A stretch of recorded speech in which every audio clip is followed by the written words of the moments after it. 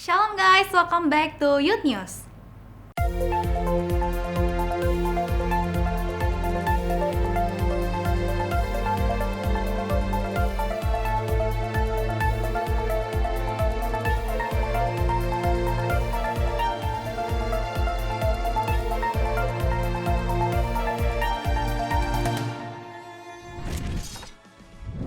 Bagi teman-teman yang ingin datang beribadah on-site, kalian dapat melakukan seat booking melalui NDC Apps. Ibadah juga tersedia secara online yang dapat kalian akses melalui YouTube channel NDC Youth. Untuk ibadah on-site NDC Youth, Central Park diadakan setiap hari Sabtu jam 4 sore di Apple Tower lantai 8. Dan untuk ibadah on-site NDC Youth Living World diadakan setiap hari Minggu jam 11 siang. Persembahan dapat dilakukan melalui OVO, ShopeePay, GoPay, Dana, dan lain-lain dengan cara melakukan scan QR Code yang ada di layar kaca depan kalian atau yang ada di kursi depan kalian. Oh ya, NDC Youth Living World sedang membuka pendaftaran pelayanan sebagai circle leader loh. Buat kalian yang merasa terpanggil, kalian bisa scan QR Code berikut ini. Scan QR Code-nya menggunakan aplikasi kamera di HP kalian ya, bukan melalui NDC Apps. Sekian Youth News kali ini, stay safe and God bless you.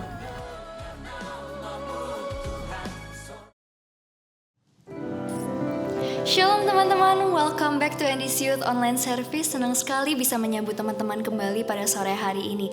Aku bersyukur walaupun kita ibadah secara online, tapi aku percaya Tuhan yang sama juga berada bersama dengan teman-teman dimanapun kalian berada. Yuk saat ini aku mau ajak kita sama-sama siapkan hati kita. Kita mau datang sama Tuhan, sebelumnya kita mau bersatu dalam doa. Bapa yang bertahta di dalam kerajaan surga, sungguh kami bersyukur kalau Tuhan terlebih baik buat setiap kami. Kami masih bisa beribadah bersama-sama Tuhan walaupun secara online, tapi kami percaya saat ini pun Tuhan hadir bersama-sama dengan kami. Tuhan, kalau sebentar kami mau mulai ibadah, kami rindu Tuhan, setiap pujian dan penyembahan yang kami naikkan boleh menyenangkan hati Tuhan. Terima kasih Tuhan, kami siap untuk beribadah hanya dalam nama Yesus kami telah berdoa. Sama-sama kita boleh katakan, amin.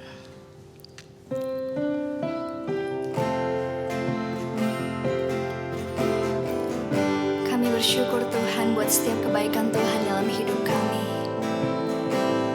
Dan kami rindu Tuhan, kami boleh balas kebaikan Tuhan dengan setiap pujian dan penyembahan yang kami naikkan.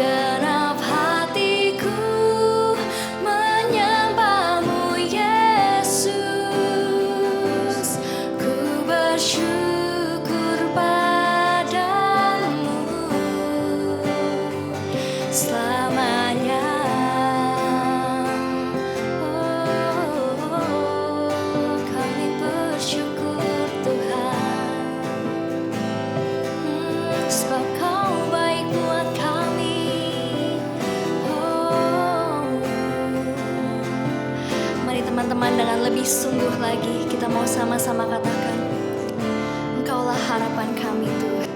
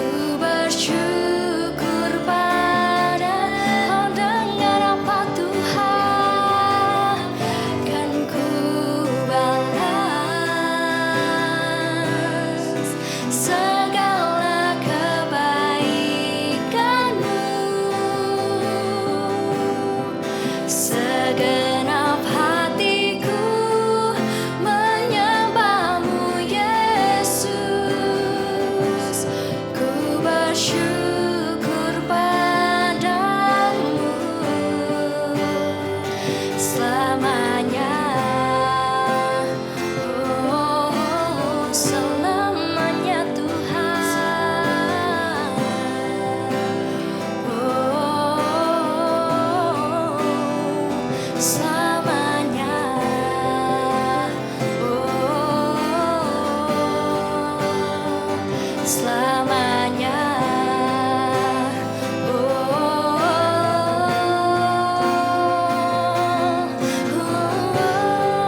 Dengan apa kan ku balas segala kebaikanmu, segala kebaikanmu. Segenap hatiku menyembahmu Yesus. Ku bersyukur padamu. Dengan apa Tuhan? Segala kebaikanmu Bapa, segala kebaikanmu. Segenap hatiku menyembahmu Yesus. Ku bersyukur padamu selamanya. Kami bersyukur. Mari teman-teman naikkan puji syukurmu untuk Tuhan. Katakan terima kasih Tuhan, sebab Kau baik buat kami. Dengan apa kami balas Tuhan segala kebaikan Tuhan dalam hidup kami selain daripada pujian dan penyembahan yang kami bisa naikkan. Mari katakan terima kasih Tuhan, kami bersyukur Tuhan. Terima kasih Tuhan, sebab Kau baik Bapa. Selamanya kami bersyukur. Haleluya. Terima kasih Tuhan, terima kasih Yesus. Kami bersyukur Tuhan. Oh, terima kasih Tuhan, terima kasih Yesus. Kau baik buat kami. Kami tinggikan Engkau Tuhan, kami muliakan Engkau Yesus. Oh,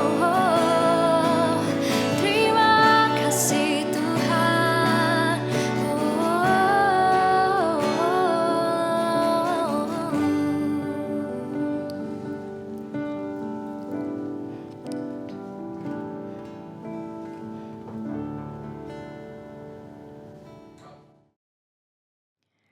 Bapak, thank you kalau misal hari ini kita masih bisa ibadah Tuhan, masih bisa memuji dan menyembah-Mu Tuhan. Dan sebentar Tuhan, kami ingin mendengarkan sedikit Tuhan dari firman-Mu. Kiranya Tuhan Engkau berikan hati Tuhan kepada kami Tuhan, bisa mendengarkan firman-Mu Tuhan. Dan biarlah Tuhan setiap dari kami yang mendengarkan firman-Mu Tuhan bisa menjadi orang yang lebih baik lagi Tuhan. Dan biarlah Tuhan kami juga bisa menjadi pribadi yang semakin menyerupai Engkau lagi Tuhan. Terima kasih Yesus, terima kasih Bapak. Haleluya. Amin. Yeay. Halo semua. Gimana kabar kalian? I hope kalian semua dalam keadaan yang baik. Aku juga dalam keadaan yang baik, tapi aku sedikit nervous karena this is my first time buat sharing firman Tuhan sendiri, but aku bersyukur banget Tuhan masih kasih kesempatan ke aku untuk bawa sharing. Dan di lain itu aku juga mau say thank you buat orang-orang yang udah support aku dan orang-orang yang udah kasih kepercayaan ke aku. Thank you buat Ko JJ, Ci Jaslyn, Ko Wewe, Ko Iwan, dan COD. Aku thank you banget buat support kalian. Nah, selain itu kita mau masuk ke firman-Nya. Kalau misal kalian tahu, bulan ini tema Endisiut adalah Kill Them With Kindness. Kalau minggu lalu kalian dengar firman-Nya, kita itu bahas tentang kejahatan dibalas dengan kebaikan. Dan kalian malah harus berdoa untuk orang-orang yang ngejahatin kalian. Mungkin kalian bingung ya, kenapa sih Ci kita itu harus balas kejahatan sama kebaikan? Dan kayak menurut aku tuh susah banget, kayak buat bales orang yang udah jahatin aku tuh dengan segala kebaikan itu susah banget gitu. Aku ngerti kok, aku ngerti dengan kalau kalian disakitin pasti kalian tuh bawaannya kesel dan kalian bawaannya ingin marah segala macem, bahkan kalian mau ngebalesnya. Tapi hari ini aku bakal kasih tahu ke kalian, kenapa sih kita itu harus berbuat baik? Kenapa kita harus bales orang-orang yang udah jahatin kita itu dengan kebaikan? That's why hari ini judulnya adalah Why So Kind. Are you ready guys? Ready lah ya pastinya. Nah, sebelum kita masuk lebih dalam lagi ke firmannya, aku punya 2 pertanyaan buat kalian. Yang pertama, pernah gak sih kalian dijahatin sama seseorang? Atau bahkan orang-orang yang deket sama kalian, pernah gak sih kalian tuh dijahatin? Coba kalian jawab sendiri deh, kalian pikir-pikir pernah gak ya gue tuh dijahatin?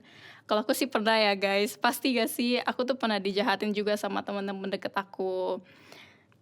Dan pertanyaan kedua, pernah gak sih kalian ngerasain kebaikan yang tulus dari orang-orang sekitar kalian?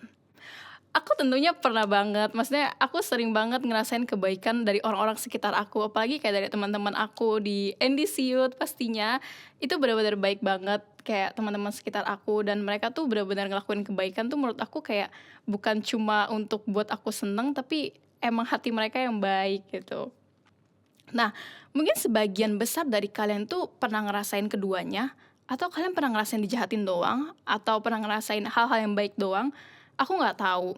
Tapi, di saat kalian ngerasain kalian dijahatin, pasti kalian kesel kan? Pasti kalian marah. Tapi juga sebaliknya, kalau kalian ngerasain orang-orang di sekitar kalian baik sama kalian bingung nggak sih? Kok ini orang bisa baik banget ya sama aku? Kok dia kok kayak, aduh gue udah rese begini tapi dia masih baik sama gue. Mungkin kalian pernah dibuat terbingung-bingung sama orang-orang yang baik. Dan aku pun juga sempat bingung sama orang-orang yang kayak, padahal aku tuh udah kayak kadang-kadang tuh rese, kadang-kadang nyebelin gitu.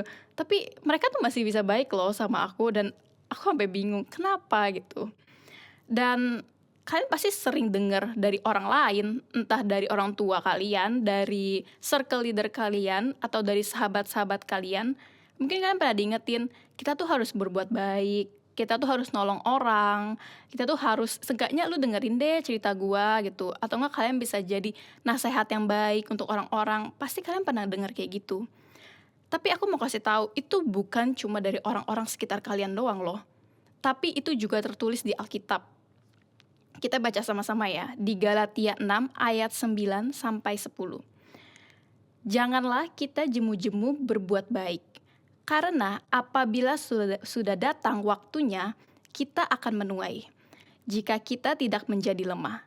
Karena itu, selama masih ada kesempatan bagi kita, marilah kita berbuat baik kepada semua orang. Tetapi terutama kepada kawan-kawan kita seiman. Di Galatia ini kita diingetin lagi loh, kita itu harus berbuat baik ke semua orang, dan bahkan terutama ke teman-teman sekitar kita, teman-teman seiman kita.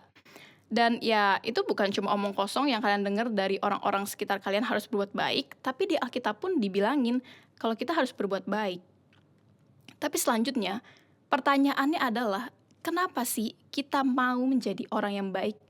Kenapa kita harus dikenal sebagai pribadi yang baik?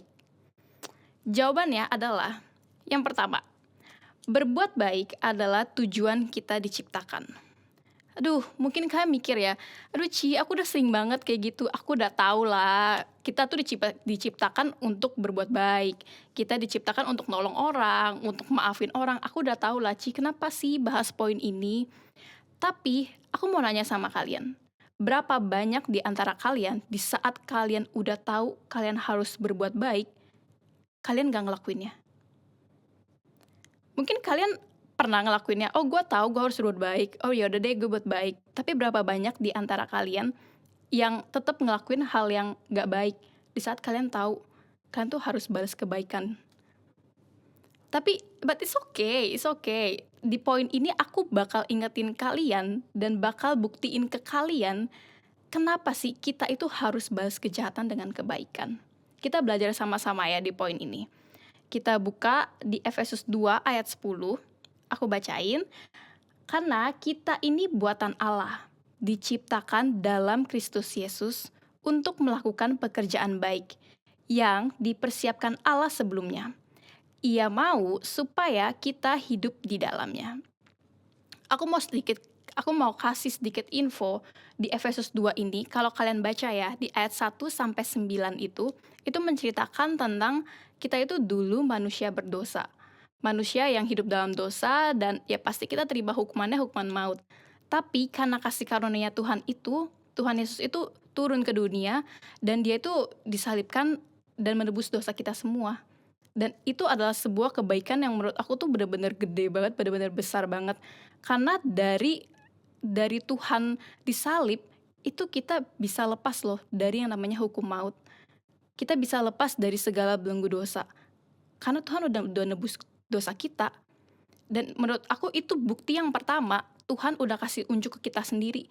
Kalau Tuhan itu udah ngelakuin hal yang baik, dan emang udah seharusnya kita itu ngelakuin juga hal yang baik. Itu bukti pertama.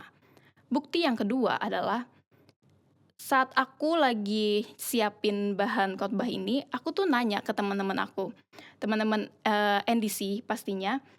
Aku nanya gini, kalian pasti pernah ngerasain kebaikan dari seseorang, dan perubahan apa sih yang ada di dalam hidup kalian di saat kalian bisa ngerasain kebaikan dari orang lain?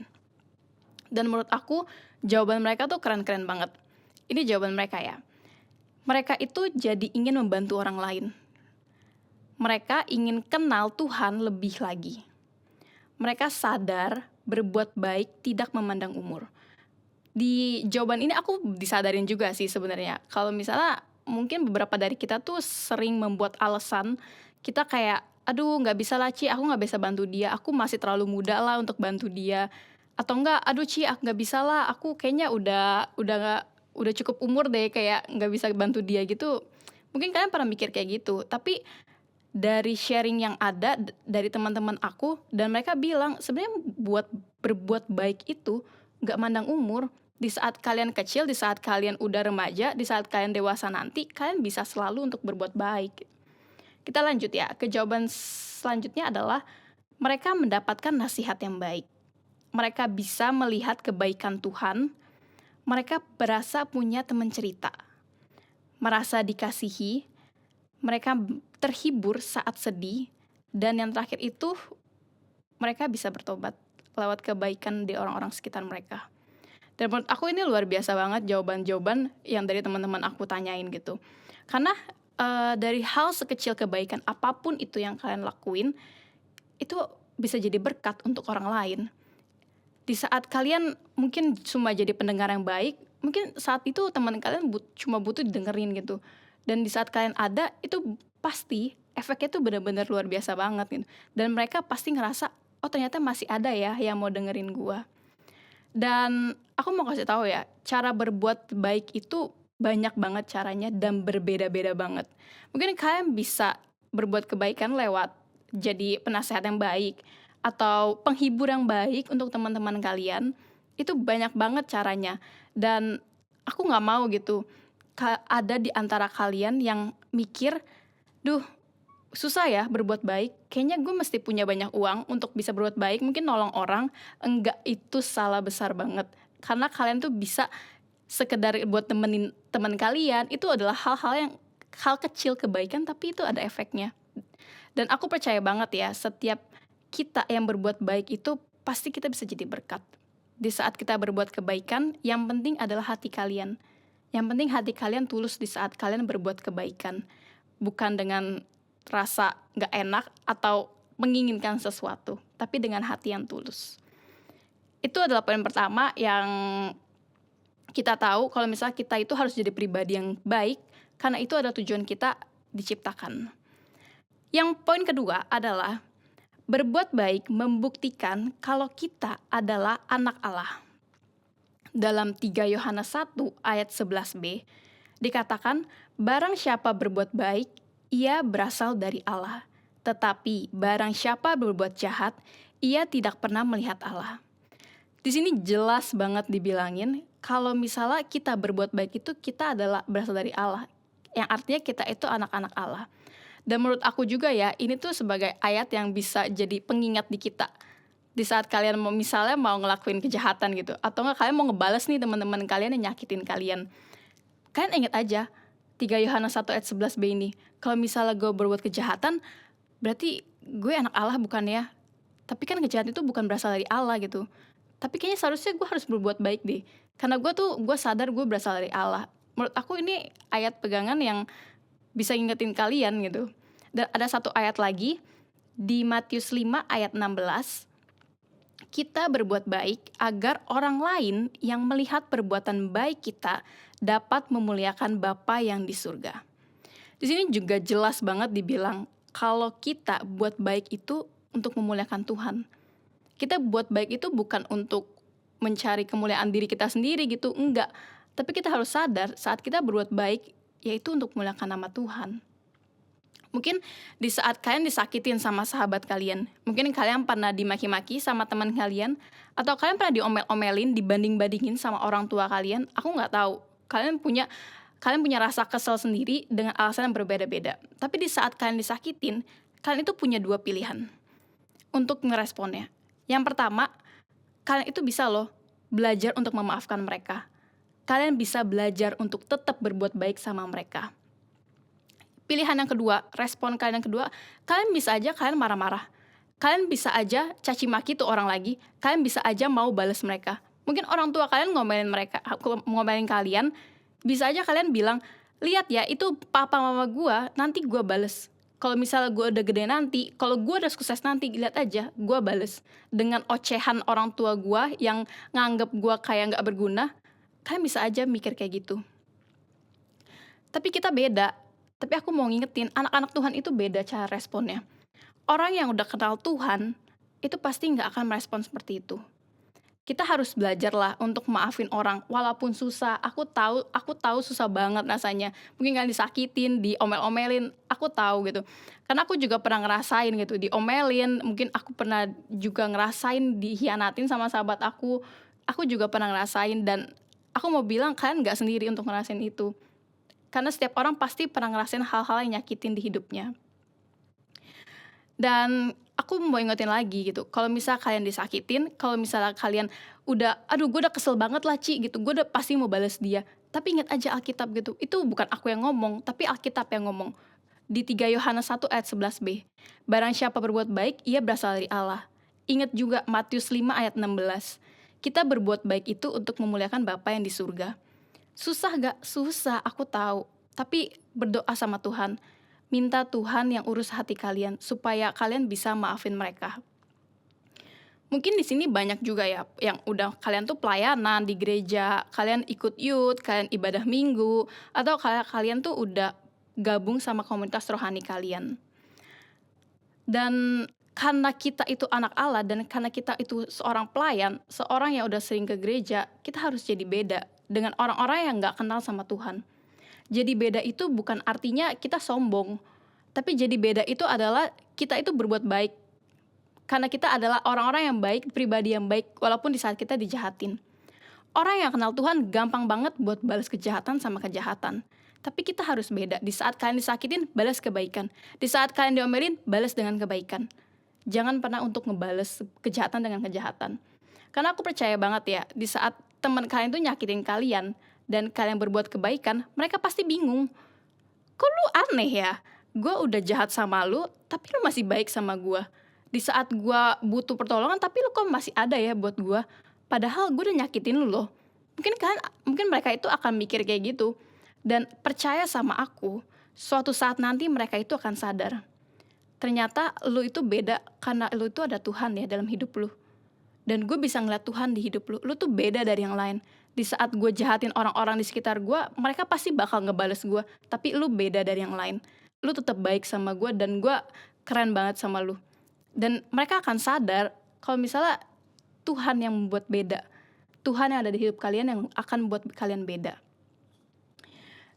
Oke, kesimpulannya hari ini adalah kita diingetin harus jadi pribadi yang baik. Karena kita sadar berbuat baik itu adalah tujuan kita diciptakan. Dan kita sadar bahwa berbuat baik membuktikan kalau kita adalah anak Allah. Orang di luar Tuhan bisa bebas hidup egois dan semaunya. Tapi kita anak Tuhan yang gak bisa hidup semau-maunya. Hidup kita itu milik Tuhan. Di saat ada orang jahatin kalian harus balas dengan kebaikan. Itu baru keren. Udah biasa sih orang balas kejahatan dengan kejahatan. Tapi kita harus jadi gak biasa. Kita harus beda. Di saat ada orang jahatin kita harus balas dengan kebaikan. Karena dengan kebaikan kita, orang lain tuh bisa ngerasain kalau kita itu beda. Dan bisa jadi lewat kebaikan yang kalian lakuin, bisa jadi alasan orang itu untuk berubah. Jadi pribadi yang lebih baik lagi. Oke, hari ini aku mau ajak kalian untuk ambil komitmen yang baru.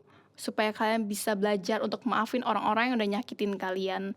Supaya kalian bisa berbuat baik sama orang-orang yang nyakitin kalian. Dan kalian bisa jadi pelaku firman Tuhan. Oke, kita tutup dalam doa ya.